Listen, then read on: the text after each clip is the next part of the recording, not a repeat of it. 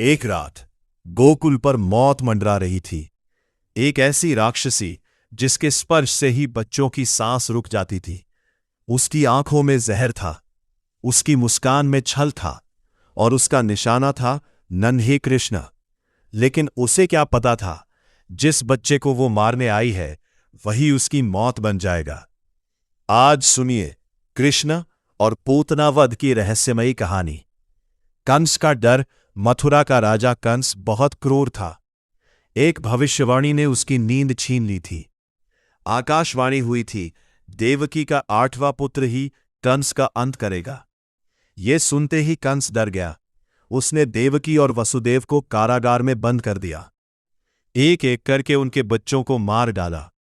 लेकिन जब 8वें पुत्र का जन्म हुआ तो चमत्कार हुआ। भारी बारिश के बीच वसुदेव नवजात कृष्ण को लेकर गोकुल पहुंच गए और वहां नंद बाबा के घर उन्हें छोड़ आए। अब कृष्ण सुरक्षित थे, लेकिन कंस का डर खत्म नहीं हुआ। कंस की नई चाल।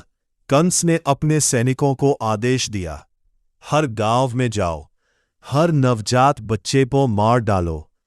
लेकिन फिर भी उसे चैन नहीं मिला। तब उसने याद किया, एक भयानक राक्षसी, नाम था पूतना। पूतना मायावी थी, वो अपना रूप बदल सकती थी। उसके शरीर में जहर भरा था। वो बच्चों को दूध पिलाने के बहाने मार देती थी। कंस ने कहा, गोकुल जाओ, उस बच्चे को खत्म कर दो। पूतना हंस पड़ी। उसे लगा एक छोटे बच्चे को मारना आसान है। गोकुल में पूतना का आगमन अगली सुबह। गोकुल में एक सुंदर स्त्री आई। उसका चेहरा बेहद आकर्षक था। उसकी आंखों में चमक थी, महंगे वस्त्र पहने हुए थी। कोई नहीं पहचान पाया कि वो एक राक्षसी है। गांव वाले उसे देवी समझ बैठे। पूतना धीरे धीरे नंद बाबा के घर पहुंची। उस समय माता यशोदा घर के काम में व्यस्त थीं। उन्होंने उस स्त्री को देखा और सम्मान से अंदर बुलाया। पूतना की नजर सीधे कृष्ण पर पड़ी। नन्हे कृष्ण पालने में लेटे मुस्कुरा रहे थे। उन्हें देखकर पूतना कुछ पल के लिए रुक गई, क्योंकि उस बच्चे के चेहरे पर अजीब दिव्य तेज था। लेकिन उसके मन का जहर अभी भी जिंदा था। जहरीला दूध। पूतना ने अपने स्तनों पर घातक विष लगाया था। उसका इरादा साफ था, कृष्ण को दूध पिलाकर मार देना। वो धीरे से कृष्ण को गोद में उठाने लगी। यशोदा को कुछ अजीब महसूस हुआ, लेकिन कृष्ण शांत थे। पूतना ने कृष्ण को दूध पिलाना शुरू किया। पूरा घर शांत हो गया, लेकिन अगले ही पल कुछ अजीब होने लगा।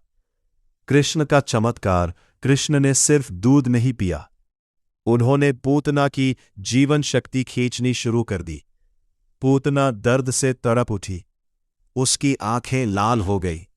वो जोर जोर से चिल्लाने लगी। पूरा गोकुल कांप उठा। अचानक उसका सुंदर रूप बदलने लगा। उसका असली राक्षसी रूप सामने आ गया। विशाल शरीर, भयानक आंखें, लंबे नाखून, डरावनी आवाज। गांव वाले डर के मारे भागने लगे, लेकिन नन्हे कृष्ण अब भी शांत थे। वो पूतना की गोद में खेल रहे थे। पूतना का अंत। पूतना दर्द से चीखती हुई आकाश में उठी, फिर जोरदार आवाज के साथ जमीन पर गिर गई। उसका विशाल शरीर पूरे जंगल जितना बड़ा लग रहा था। गोकुल में अफरा तफरी मच गई। सब लोग दौड़कर वहां पहुंचे। माता यशोदा डर गईं। उन्होंने तुरंत कृष्ण को उठाकर सीने से लगा लिया, लेकिन कृष्ण हंस रहे थे, जैसे कुछ हुआ ही ना हो। गांव वाले समझ नहीं पा रहे थे, एक छोटा बच्चा इतनी भयानक राक्षसी को कैसे मार सकता है। तब सबको एहसास हुआ, ये कोई साधारण बालक नहीं, ये स्वयं भगवान है। पूतना को मोक्ष मिला। सबसे आश्चर्य की बात यह थी, कृष्ण ने पूतना को सिर्फ मारा नहीं, उसे मोक्ष भी दिया, क्योंकि उसने कृष्ण को मां की तरह दूध पिलाने की कोशिश की थी। भले ही उसका इरादा गलत था, लेकिन भगवान ने उसके अंदर की उस छोटी सी मातृत्व भावना को स्वीकार किया। यही कृष्ण की सबसे बड़ी विशेषता है।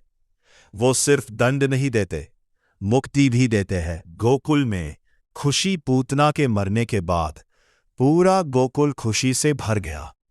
लोगों ने भगवान का धन्यवाद किया। माता यशोदा ने कृष्ण की रक्षा के लिए पूजा करवाई।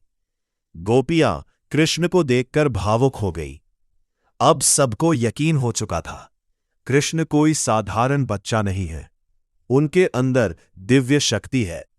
लेकिन कृष्ण अब भी वही नटखट बालक थे, जो कभी मुस्कुराते, कभी रोते और कभी सबका दिल जीत लेते। कहानी का संदेश पूतना वध हमें सिखाता है, बुराई चाहे कितनी भी शक्तिशाली क्यों न हो, सत्य और दिव्यता के सामने टिक नहीं सकती। कृष्ण का प्रेम इतना विशाल है कि वो दुश्मन को भी मुक्ति दे सकते हैं। ये कहानी ये भी बताती है, भगवान सिर्फ बाहरी रूप नहीं देखते, वो दिल की सबसे छोटी भावना को भी समझते हैं।